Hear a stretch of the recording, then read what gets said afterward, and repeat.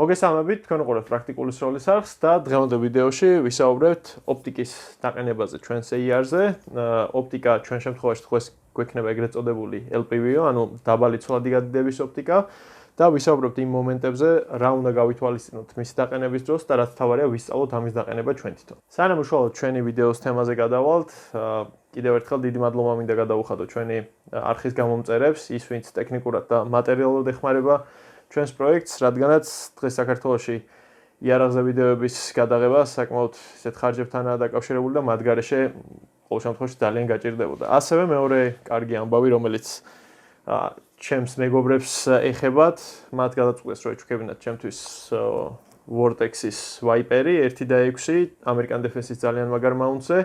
შესაბამისად ეს სეტაპი, ასე ვთქვათ, და ეს ოპტიკა უკვე არაერთ ვიდეოში გავივლით მის განხილვებს, სამაგრების განხილვებს ცალკე და ასე შემდეგ. კიდევ ერთხელ დიდი მადლობა მათ. გარდა ამისა, გვაქვს კიდევ ერთი კარგი ამბავი. ჩვენი არხის მხარდამჭერი გახდა მაღაზია მილიტარისტი. ეს არის ჩემი მეგობრების ახალი წამოწყება, რომელთაც ჩამოაქვთ უკრაინული ფირმა ემტაკის და არა მარტო მათი ტაქტიკური და სხვა აღჭურვილობა, საკმაოდ კარგი ხარისხის, დაწყებული წვრილმანებიდან იქნება ეს პატჩები, სალაშქრო ჭიქები თუ რა, დამთავრებული თვითონ ტანსაცმლით, plate carrier-ებით და ასე შემდეგ. ნახეთ საიტი Militaristy G, რომელსაც აღწერაში ჩავაგდებ და შეიძლება თქვენთვის საინტერესო რაღაცებიც აღმოაჩინოთ. რა გვჭირდება იმისთვის, რომ ასე ვთქვათ, ოპტიკა წარმატებით დავაყენოთ ჩვენს იარაღზე? პირველი ეს არის სტაბილური სადგამი, იდეალური ვარიანტი არის ეგრეთ წოდებული gun-wise, რომელიც არის სპეციალური სადგამი, სადაც იარაღი დგება და ფიქსირდება, თუმცა gun-wise-ების ფასი დაახლოებით $70-დან ზემოთ ადის, ამიტომ უფრო მარტივად შეგვიძლია ავიღოთ უბრალო ბრინჯით სავსე ან წიწიბურით სავსე ან ქვიშით სავსე ტომარა, რომელზეც ჩამოვდებთ იარაღს და სწორ ზედაპირზე გავასწორებთ. მნიშვნელოვანია ასევე გქონდეს ეგრეთ წოდებული თარაზოები და ისინი არსებობს სხვადასხვა სახის, გამოწერით ღირს დაახლოებით $10-15. მათ აქვთ მოდის როგორც წესი კომპლექტში მოდის 2 ცალი, ანუ ერთი ოპტიკაზე იდება, ხოლო მეორე თვითონ იარაღზე. იარაღის სისწორის გასაგებად არის სხვადასხვა სახეობის, არის ისეთები, რომელიც უშუალოდ ლულაზე წამოეცმევა, არის ისეთები, რომელთაც გვერდზე აქვს მაგნიტი და შეგვიძლია ასე ვთქვათ, რკინის ზედაპირზე დავაფიქსიროთ და არის უბრალო პატარა თარაზოები, რომელსაც ოპტიკაზე ზემოდან დავადებთ. რაში გვჭირდება ახლა ჩვენ ეს? რა თქმა უნდა, მას მერე რაც სამაგრს დავაყენებთ და მასში ოპტიკას ჩავსვამთ, აუცილებელია, რომ ჩვენი ოპტიკაც და ჩვენი იარაღიც იყოს გათანაბრებული. არ უნდა შეგვეშალოს იარაღის სისწორე არ ავიღოთ მისი ჰენდგარდიდან. განსაკუთრებით თუ ეს ჰენდგარდი არის თავისუფლად დაკიდებული და განსაკუთრებით თუ ეს თავისუფლად დაკიდებული ჰენდგარდი არის სადმე ჩინეთიდან გამოწერილი, რადგანაც არაერთ შემთხვევა გქონია, როდესაც ეს თავისუფლად დაკიდებული სახელური არის გვერდზე გადახრილი და ის სისწორეს ვერ მოგცემს. ასევე აუცილებლად გვჭირდება დინამომეტრული ქანჩი. ეს არის სპეციალური ქანჩი, რომელიც გვეუბნება რა დაწოლით უჭერთ, ასე ვთქვათ, ჩვენს ხრახნებს და რატომ არის ეს მნიშვნელოვანი. ნებისმიერ კარგო, ასე ვთქვათ, ოპტიკისა თუ სამაგრის მწარმოებელს მოყვება ხოლმე თავისი ინსტრუქცია, სადაც წერია თუ რა დატვირთვით უნდა გადაუჭიროთ მის ხრახნებს, იმისთვის რომ არ დავაზიანოთ. ზოგიერთი განსაკუთრებით პატარა ზომის ხრახნები შეიძლება ძალიან მარტივად, ანუ ნამეტანი გადაჭერით მოვცვითოთ და დავაზიანოთ როგორც სამაგრი, ასევე თვითონ ხრახნები და მოგვიწევს, ასე ვთქვათ, წავიდეთ ზარალში. მქონია აქ შემთხვევა, არაერთხელ მინახავს, ერთი იყო სხვათა შორის აეროს ultralight mount-ში ჩამაგრებული strike-იგლი, რომელიც ოდნავ დაღუნული არის, რადგანაც ის ზედმეტად გადაუჭირეს და მეორე იყო ასევე strike-იგლი, არ ვიცი თქო რა mount-ში, რომელიც გარე ზედაპირიც არის, ასე ვთქვათ, დაზიანებული. ეს არ ნიშნავს, რომ ოპტიკა გაფუჭდა და აღარ ვარგა, თუმცა თუ ნამეტანი გადაუჭერთ და ისეთ ადგილზე გადაუჭერთ, სადაც შეიძლება მისი კონსტრუქცია ისე დააზიანოს, რომ მისმა ლინზების მოძრაობას, ასე ვთქვათ, ხელი შეუშალოს. თვითონ სამაგრის ტიპიდან მომდინარეობს, თუ როგორ უნდა დავიწყოთ მისი ოპტიკის მასში ჩასმა, ასე ვთქვათ, და გადაჭერა. მაგალითად, დღეს რაც ჩვენ გვაქვს, ეს არის American Defense-ის სწრაფად მოხსნადი სამაგრი, რომელსაც აქვს, ასე ვთქვათ, ვერტიკალური სამაგრები, არის ხოლმე, როდესაც ძირითადად გავრცელებულია ჰორიზონტალური სამაგრებით, როდესაც ზემოდან ქვემოთ ჯდება, ასე ვთქვათ, ეს სამაგრები ერთმანეთში, ყველაზე მარტივი და ყველაზე ადვილად გასაკეთებელი ასეთი შემთხვევაა. თვითონ American Defense მაგალითად მოყვება თავის ინსტრუქციას, სადაც გეუბნებია, რომ ჯერ ქვედა ხრახნები გადაუჭირო, ხოლო შემდეგ კი გადაუჭირო ზედა ხრახნები და მოცემული არის ზუსტად ის მაჩვენებელი 20-დან 25 ინჩ LBS-მდე და აუცილებლად უნდა დარჩეს ამ ჩასას დასასმელებს შორის ღრიჭო, რაც უზრუნველყოფს იმას, რომ სწორად არის ოპტიკა მასში ჩასმული. ესე იგი, პირველი რასაც ვაკეთებთ, ეს არის იარაღს ვასწორებთ, ასე ვთქვათ, ჰორიზონტალურ სიბრტყეზე. Z ვამაგრებთ სამაგრს, ოპტიკის სამაგრს იმ ადგილზე და იმ პოზიციაზე, სადაც გვინდა რომ იყოს, ანუ იმის გათვალისწინებით, რომ ჩვენი eye relief-ი, ანუ ოპტიკის, ასე ვთქვათ, ხედვა გქონდეს კარგი და იარაღის ბალანსი ძალიან არ შევცვალოთ და მაგალითად უკან არ იყოს.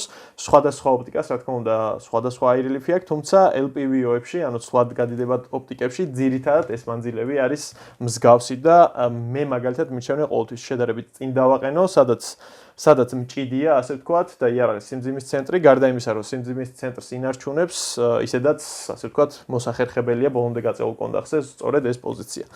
ამის შემდეგ, რასაც ვაკეთებთ, ეს არის უკვე გავასწოროთ, ანუ ჩავდოთ თვითონ სამაგრში ჩვენი ოპტიკური მილი, ჯერ არაფერს არ უჭერთ, გავასწოროთ ის თარაზოში, მე რაც გითხარით და ვნახოთ, რომ ასე ვთქვათ, იარაღიცა და ოპტიკაც აქვს ზედა სწორი მხარე, სადაც შეგვიძლია ერთი თარაზო დავდოთ, ხოლო მეორე თარაზო დავდოთ უკანა მხარეს იარაღზე და ისინი მოვიყვანოთ თანასწორობაში. მას შემდეგ, რაც თვითონ ოპტიკა და იარაღიც მოვიყვანეთ ერთ სიბრტყეში და გავასწორეთ, ეხლა უკვე გვჭირდება ჯერ ჩვენ დავაფიქსიროთ ჩვენი ოპტიკის მილი თვითონ სამაგრში, რომ მან თავისუფლად არ დაიწყოს მოძრაობა და შესაბამით ის ისწორე, რაც ჩვენ გავასწორეთ, არ აირიოს. ამისთვის ვიწყებთ მის გადაჭერას. თავიდან დიდი მნიშვნელობა არ აქვს, ასე ვთქვათ, როგორ გადაუჭერთ, უბრალოდ ჯერ მიყვავს მხოლოდ და მხოლოდ იქამდე, სანამ ასე ვთქვათ, გართულდება მოჭერა და მიყვავს იქამდე, რომ არ დაიწყოს ჩვენმა ოპტიკამ თავისუფლად ტრიალი. გავითვალისწინოთ, რომ დაჭერის დროს, რა თქმა უნდა, შეიძლება ის გადაადგილდეს და მნიშვნელოვანი ყურადღება მივაქციოთ და თუ მოხდა ოპტიკის თვითონ გადახრა გვერდზე, თავიდან გავასწოროთ თარაზოებით ის. შემდეგი უკვე რაც არის, მივედით იმ მომენტამდე, როდესაც გვჭირდება უკვე გადაჭერები და აქაც უნდა გავითვალისწინოთ თვითონ ჩვენ ოპტიკის სამაგრს, როგორ მოყვება, ასე ვთქვათ, თავის მაშინ, რა ქვია, ეგრეთ წოდებულ მანუალში, რა მითითებები არის თუ არა მოცემული. როგორც გითხარით, ამ კონკრეტულად American Defense-ის მოდელს ეწერა ის, რომ ჯერ უნდა გადაუჭიროთ ქვედა მხარეს და შემდეგ უკვე ჯვარედინად უნდა დავიწყოთ ბოლომდე გადაჭერა ზედა ბოლტების და ძირითად შემთხვევაში ხრახნების. ძირითად შემთხვევაში სხვა ოპტიკებზეც არის ეგრე, რომ ყოველთვის გეუბნებიან ჯვარედინად დაიწყოთ გადაჭერა, რადგანაც ეს აკეთებს შედარებით თანაბარი გადაჭერის იმას საშუალებას გვაძლევს და შესაბამისად არ ვაზიანებთ დამატებით არც ხრახნის ბუდეებს და არც თვითონ ხრახნებს. რამდენი შეიძლება ესე ვაყენებთ თვითონ დინამომეტრულ ქანჩს. მაგალითად, ვორტექსის ყველა თითქმის ოპტიკის სამაგრზე მოცემულია მაჩვენებელი 15-18, რომელიც ეცოტავება მაგალითად ზოგს, თუმცა 18 ინჩ LBS-ი წესით საკმარისი უნდა აღმოჩნდეს. და ერთი მომენტი, რაც უნდა გავითვალისწინოთ, თუ ჩვენს ხრახნებზე არის წასმული სპეციალური თრედლოკერი ან ლოქტაიტი, ამ შემთხვევაში ჩვენი მაჩვენებელი არ იქნება ზუსტი. შესაბამისად, ეს, ასე ვთქვათ, 18 ინჩ LBS იქნება 20 თუ 25, ეს აუცილებლად გულისხმობს მშრალ ხრახნებზე მის გადაჭერას. ესე იგი, დავიწყეთ ჩვენი ხრახნების გადაჭერა, მივიყვანეთ იქამდე, რომ ოპტიკა უკვე დაფიქსირებულია და დარჩა ძალით გადაჭერები. რაც შეეხება ძალით გადაჭერებს, ვნახულობთ, რომ ჩვენ დინამომეტრულ ქანჩზე მითითებული არის ის მაჩვენებელი, რითიც გვინდა რომ გადაუჭიროთ. ამ შემთხვევაში ჩვენი American Defense ჩვენ გადაუჭირეთ 20 ინჩ LBS-ზე და ვიწყებთ სათითაოდ, ასე ვთქვათ, დატრიალებას იქამდე, სანამ სპეციალურ ტკაცუნის ხმას არ გამოსცემს ეს ჩვენი ქანჩი. ტკაცუნის ხმის შემდეგ უკვე ყველა 4-ვე ხრახნზე გადავიდეთ და გადავამოწმოთ, რადგანაც ჯვარედინი გადაჭერის დროს ხდება ხოლმე, რომ ისინი ერთმანეთს უშვებს და ამიტომ საკონტროლო გადამოწმება მას სჭირდება. მეტი აღარაფერი აღარ არის საჭირო. რა თქმა უნდა, ეხლა სწრაფ მოხსნადი სამაგრი გვიადვილებს ყველაფერს, მისი რეგულირება ძალიან მარტივად ხდება. მას შემდეგ, რაც ზედა დამჭერებს, ასე ვთქვათ, გადაუჭერთ, მარტივად ჩავკეტათ ამ ჩვენ სწრაფ ბერკეტებს და ოპტიკა თავის ადგილზეა. გარდა ამისა, კარგი ხარისხის ასეთ სამაგრებს ახასიათებთ ის, რომ მოხდა დაყენების შემთხვევაში ოპტიკა არ ირევა და კიდევ ერთხელ განსაკუთრებულად მოსახერხებელი არის ასეთი ტიპის სამაგრები. ძირითად შემთხვევაში, რასთანაც ჩვენ შეხება გვექნება დღეს საქართველოში Ar-15-ებზე, ეს არის ვორტექსის CM მოდელის სამაგრები 102, 202, 203, 103 და ასე შემდეგ. არის აეროპრესიჟენის სამაგრები და ძირითად შემთხვევაში აქაც რაც ჩამოვთვალეთ, ის პრინციპები არის გასათვალისწინებელი. კიდევ ერთხელ ეს აღჭურვილობა არღის, ასე ვთქვათ, ძვირი, მაინც და მაინც მაღაზიაში ნუ გადაიხდით დაყენების ფასს, რადგანაც ადრე თუ გვიან მაინც თქვენ თვითონ მოგიწევთ, იმიტომ რომ დროთა განმავლობაში ის აირევა, ან შეიძლება თავიდანვე არეული გამოგატანოთ და მაინც მეორეჯერ მოგიწევთ ამის კეთება. გარდა ამისა, სწავლობთ თქვენ იმ უნარს, რომელიც გამოგადგება ზოგადად იმისთვის, რომ იცოდეთ თქვენი იარაღი უკეთესად და შესაბამისად ყოველთვის ჯობია ხოლმე იარაღის განულება იქნება, ოპტიკის დაყენება იქნება თუ ესეთი წვრილმანები ჩვენ თვითონ ვისწავლოთ. არის ხოლმე მომენტები, როცა არ გვაქვს, ასე ვთქვათ, მონობლოკური სამაგრი და გვაქვს ცალ-ცალკე რინგები, ანუ ცალ-ცალკე სამაგრები. ხშირად არის, რომ ასეთი სამაგრები, რომ ხელმისაწვდომია, შეიძლება გვაჩუქონ და ასე დავაყენოთ ოპტიკა, როგორ ვასწორებთ ამ შემთხვევაში. ნუ, რა თქმა უნდა, შეგვიძლია ისევ თარაზოების გამოყენება და არის ესეთი სპეციალური მოწყობილობა, რომელიც ყენდება თვითონ ამ პიკატინის ლიანდაგზე, მას ესეთი პატარა გამასწორებელი აქვს, რომელსაც ათავსებენ ოპტიკის ბრტყელი ნაწილის ქვეშ და შესაბამისად ძალიან მარტივად ყოველგვარი თარაზოების გარეშე იარაღს, ანუ ოპტიკის ბრტყელ ნაწილში ვასწორებთ მას და ვამაგრებთ ასე. იგივე პრინციპია ასეთ სამაგრებში, რა თქმა უნდა, დაჭერის შემთხვევაში უნდა ვნახოთ მოცემულობა თუ რამდენი ინჩელბესზე დაუჭიროთ. ჩემი რჩევა იქნება თუ ასეთი მოცემულობა ჩვენს სამაგრებს არ აქვს და შედარებით უფრო ბიუჯეტური იაფიანი სამაგრი გვაქვს, 20 ინჩელბეს არ ავწდეთ, მაინც რომ არ დავაზიანოთ ხრახნები.